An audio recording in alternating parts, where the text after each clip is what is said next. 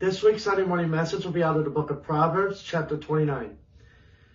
He who is often rebuked and hardens his neck will suddenly be destroyed, and that without remedy.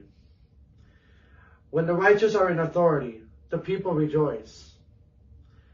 But when a wicked man rules, the people groan. Whoever loves wisdom makes his father rejoice, but a companion of harlots wastes his wealth. The king establishes the land by justice, but he who receives bribes overthrows it.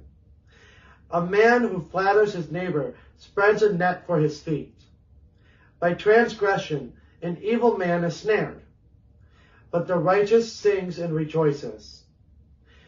The righteous considers the cause of the poor, but the wicked does not understand such knowledge.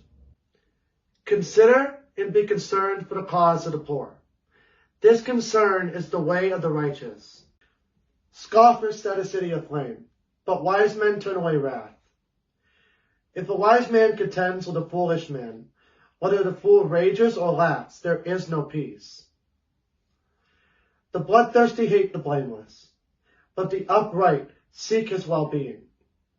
A fool vents all his feelings, but a wise man holds them back.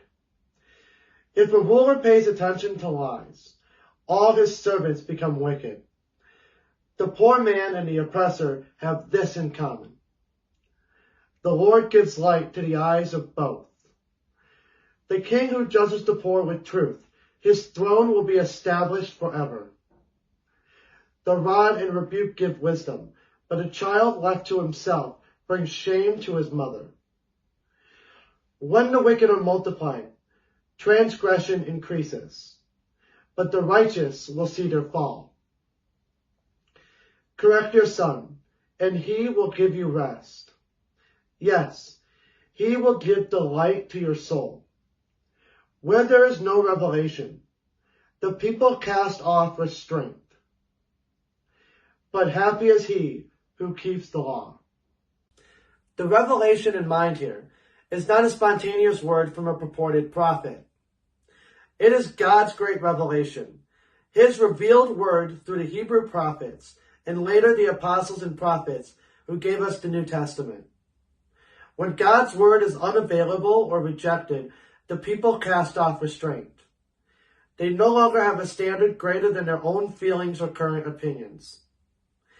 This principle was lived out in Israel's history. Judges chapter 17, verse 6, chapter 21, verse 25, and 1 Samuel chapter 3, verse 1. All describe such times when God's word was abandoned and the people lived with no restraint.